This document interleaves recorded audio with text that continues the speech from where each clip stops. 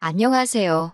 저는 20대 후반의 여자이고 얼마 전까지 결혼을 앞두고 있었어요. 이렇게 제가 여기에다가 저희 사연을 공개하게 된 가장 큰 이유는 이제는 더 이상 결혼 준비를 하면서 사람에게 속상하고 스트레스를 받는 게 아니라 속 시원하게 파혼해버리고 다시 저만의 삶을 되찾아서 살게 되었기 때문입니다. 결혼까지 생각했던 남자친구와는 3년 정도의 긴 연애를 했습니다. 남자친구는 저보다 5살 연상이었고 다니던 회사도 IT 쪽에서 제법 유명한 회사였어요. 연봉도 웬만한 대기업은 저리 가라 할 정도로 세게 준다고 입버릇처럼 이야기를 하고 다녔어요. 남자친구의 경제적 능력이나 배경들이 이 사람과 연애 혹은 결혼을 하겠다고 결정한 이유는 아니었습니다.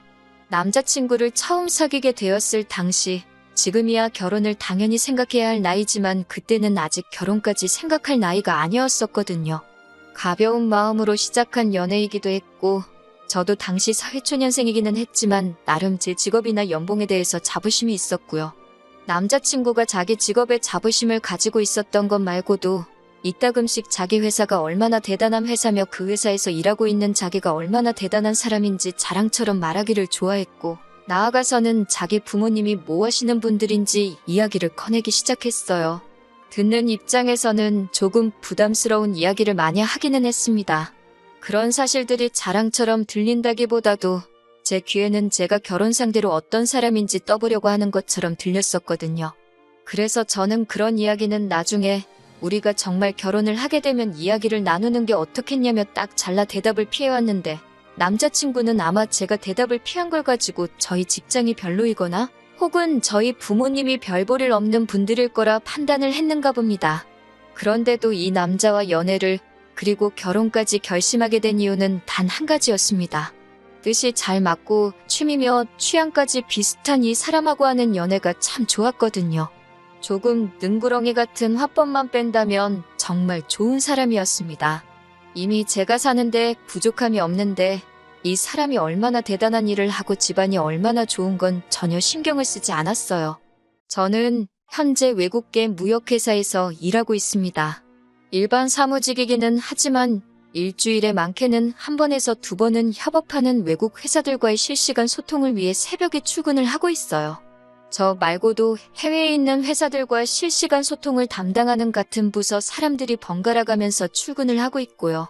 처음에는 출근 시간이 뒤죽박죽인 게 적응하기가 참 힘들었는데 나름 일도 저와 잘 맞고 외국계 회사다 보니 새벽 출근한 날에는 급여가 2배 가까이 늘어납니다.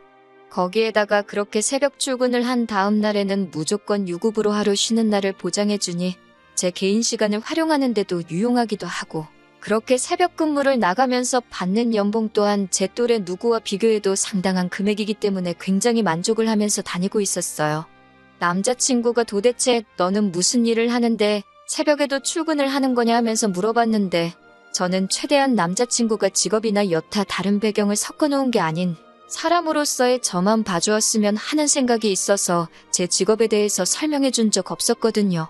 그렇게 남자친구가 끈덕지게 몇 번을 물어보다가 혼자서 주간 야간 교대할 만한 직업이 뭐 공장에를 다니거나 간호사 같은 거 말고는 더 없겠지 하고 혼자 그렇게 결론 짓고 들었고 치사해서 안 물어본다고 하더라고요.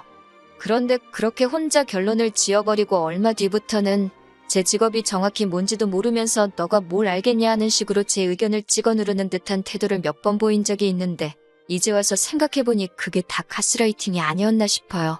제가 자기보다 배움의 끈이 짧다고 혼자 결론을 짓고 무조건 좋은 대학 나온 자기의 의견이 옳다는 식으로 했으니까요. 그때는 그런 부분을 크게 신경 쓰지 않기도 했고 어쨌든 취향 비슷하고 다른 일로 스트레스 받을 일 없게 만드는 남자친구와의 연애가 나쁘지는 않았습니다. 자기 감정에 솔직한 성격이기도 해서 다툼이 있어도 금방 오해를 풀고 해소하기도 했어요. 조금 제멋대로인 부분이 있기는 하지만 저도 남자친구에게 일부러 비밀로 하고 있던 부분들이 많았으니 그건 셈셈이라고 생각했고요. 그리고 제 직업을 마음대로 생각하기는 했지만 항상 저와의 만남에 있어서 적극적이었고 책임감 있는 모습이 좋았습니다. 같이 있으면 안심이 되는 사람이기도 했고요.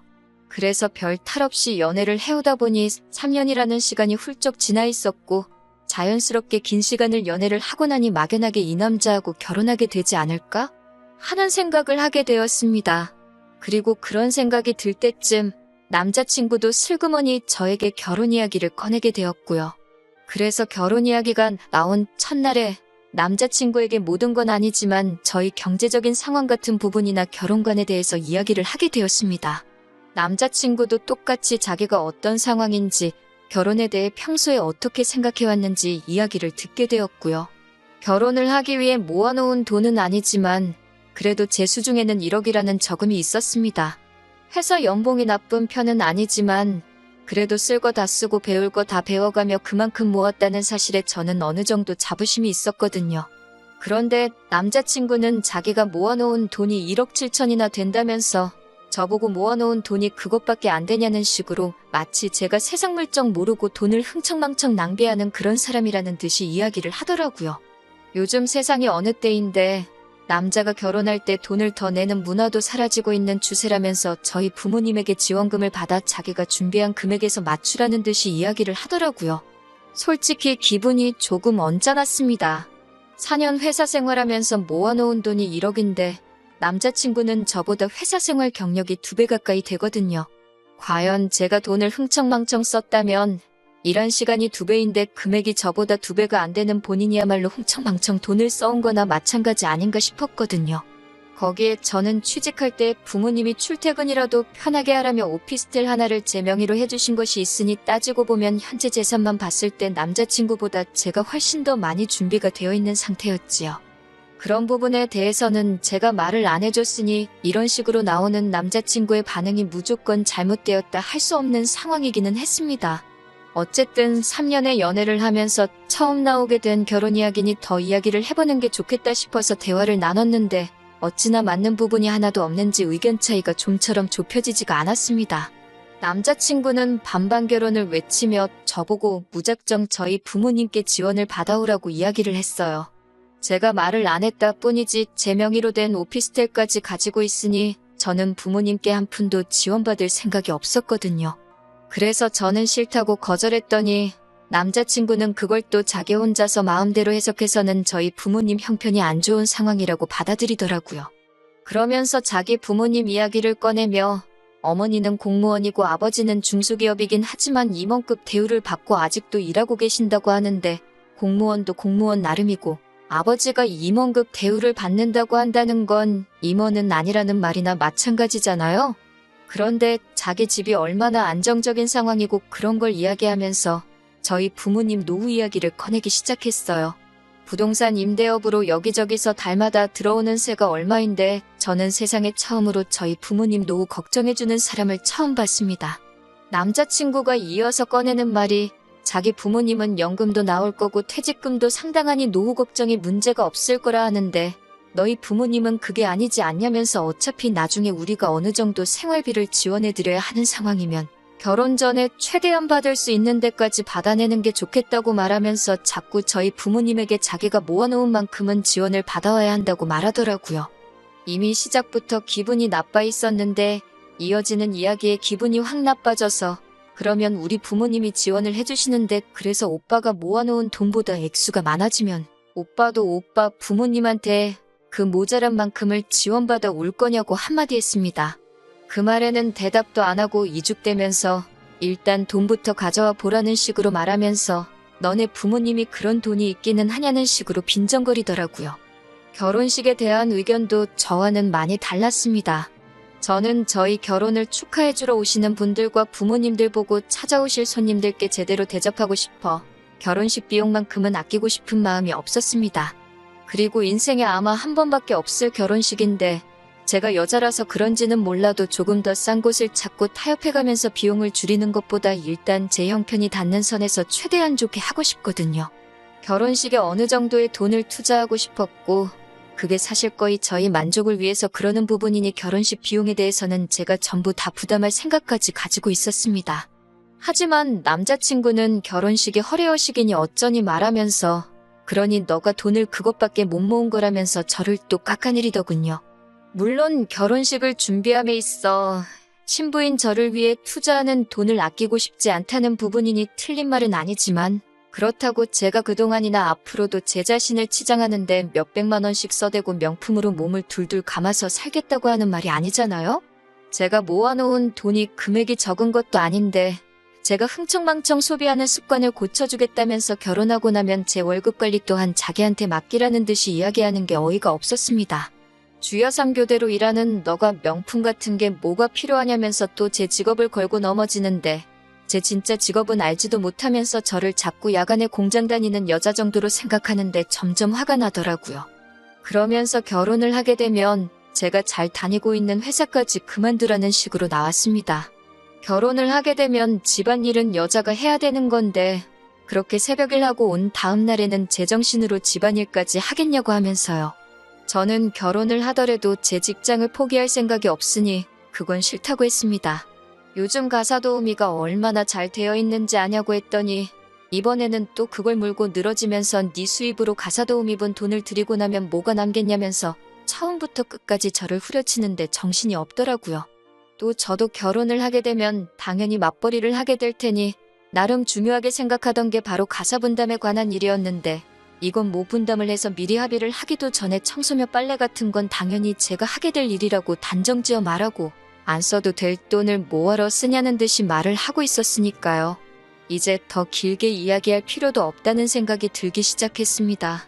애초에 자기가 하고 싶은 대로 할 거면 말 그대로 집에 식모를 하나 들이면 되는 거지. 저랑 결혼 이야기를 왜 꺼낸 건가 싶은 생각을 했어요. 제가 말하지도 않은 부분을 마음대로 단정지어서 자기가 생각해놓은 대로 제가 따라야 한다니 이런 게 가스라이팅이지 다를 게 뭐가 있는 건가 하는 생각이 들었습니다.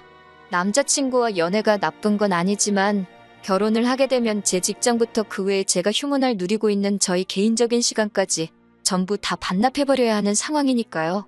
1절도 모자라서 2절에 3절까지 하고 있는 남자친구 말을 중간에 끊어버리고 이제 그만 이야기하라고 한마디 했습니다. 그렇게 결혼하면 내가 지금 혼자 사는 것보다 더 삶의 질이 떨어지는 건데 제가 미쳤다고 그 길을 선택하겠냐고 툭 쏘아붙였어요.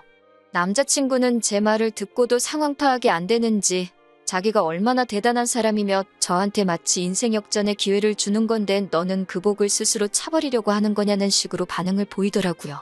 그렇게 자기가 잘난 사람이라 생각하니 그 자신과 만나는 제가 자신의 배경만을 보고 인생 역전을 하려는 똥파리 같은 사람으로 보고 있었다는 사실을 풀어버린 거나 다름없는 상황인 거죠. 자기의 스펙이나 벌이 같은 걸 운운하면서 자기가 엄청 대단한 사람이라고 생각을 했고 다른 사람도 당연히 자랑할 만한 좋은 스펙이나 배경을 가지고 있다면 그렇게 떠벌리고 다니는 게 당연한 거라 생각을 했나 봅니다. 그런데 제가 제 스스로 다니는 회사가 얼마나 좋은 곳이며 월급이나 대우가 얼마나 좋은지 우리 부모님이 무슨 일을 하시며 재산이 얼마나 있고 노후 준비 걱정 하나도 안 해도 된다고 자랑을 하지 않는다고 그런 저를 그저 그런 사람으로밖에 생각하지 않았다는 게 우스울 따름입니다. 아마 남자친구는 제가 적당히 돈도 모아놓은 것 같겠다. 부모님도 별 볼 일 없는 것 같고 직장도 새벽에 출근해야 하는 그런 별 볼 일 없는 공장이나 회사를 다니는 것 같다. 그런데 허례허식 좋아하고 치장하는데 돈을 흥청망청 써대는 그런 여자로 생각했던 거겠죠. 그러니까 자기와 결혼 이야기를 하면서 결혼식 비용만 똑같이 맞추면 마치 저를 자기 아내로 삼아주겠다. 그러니 내 아내가 되면 집안일이고 다 도맡아서 하면서 자기 어머니에게 바통을 이어받아 자기 뒷바라지를 해주는 식모살이를 하거라 하는 거나 마찬가지였으니까요. 아무튼 남자친구와 헤어지자 말하고 그렇게 다시 혼자가 되었습니다. 말한 대로 결혼해서 지금보다 못한 삶을 살봐야 그냥 혼자 살면서 쓸데없는 곳에 힘 빼지 않고 행복하게 사는 삶이 나을 것 같아요. 남자친구에게 한 방 먹여주지 못한 게 아쉽긴 하지만 앞으로 그딴 녀석하고 마주칠 일 없는 게 더 다행이지 않을까 싶네요. 후기 보내드립니다. 안녕하세요. 얼마 전에 남자친구와 파혼한 사연을 보낸 순이입니다. 남자친구와 헤어지고 나서 뭔가 찝찝한 마무리 때문에 기분이 썩 좋지 않았는데 헤어진 남자친구가 땅을 치고 후회하게 만들어버리고 이렇게 후기 보내드려요. 댓글로 저를 응원해주신 분들께는 따로 감사의 말씀을 드리고 싶어요. 남자친구와 2번 다시 마주치지 않기로 다짐했지만 아무래도 속이 후련하지가 않은 게 아직도 남자친구가 제 직장이나 제가 회사에서 얼마를 벌고 얼마나 잘 나가는 사람인지 그리고 우리 부모님 또한 자기가 그렇게 무시할 만한 사람이 아니라는 사실을 어떻게든 꼭 알려주고 싶었어요. 다시 만나서 이야기를 하고 싶지는 않았는데 어떻게 해야 하나 고민하다가 굉장히 쉬운 방법이 있더라고요. 남자친구와 연애하면서 남자친구의 지인도 몇 명 알게 되었고 걔 중에는 저와 친구처럼 지내게 된 사람도 몇 있었기 때문에 그런 사람들한테 저희 이야기를 조금씩 흘리기 시작했습니다. 제가 예상한 대로 저에 대한 이야기가 누구 입을 통해서인지는 모르겠지만 헤어진 남자친구 귀에도 들어갔나 봐요. 생각한 것보다 더 빠르게 남자친구한테서 연락을 받게 되었어요. 하지만 끝까지 남자친구는 제 진짜 정체를 알게 되었다는 사실은 숨기고 자기가 너무했다. 너무 나를 존중해주지 못했던 것 같다 온갖 미사오구를 갖다 붙이면서 사과하더라고요. 저랑 다시 시작하고 싶다는 말도 까먹지 않고 하더라고요.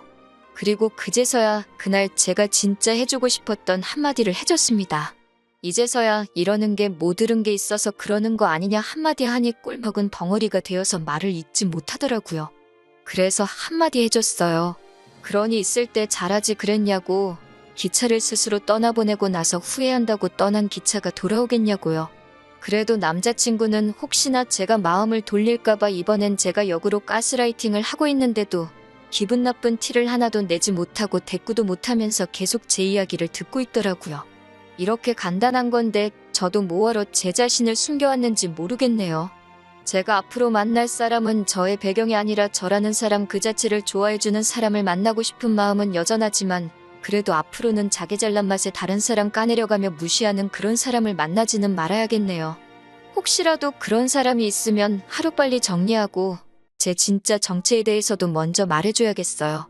다시 한번 잘 헤어졌다고 응원해주시고 격려해주신 분들께 감사하다는 말씀 드리고 싶네요.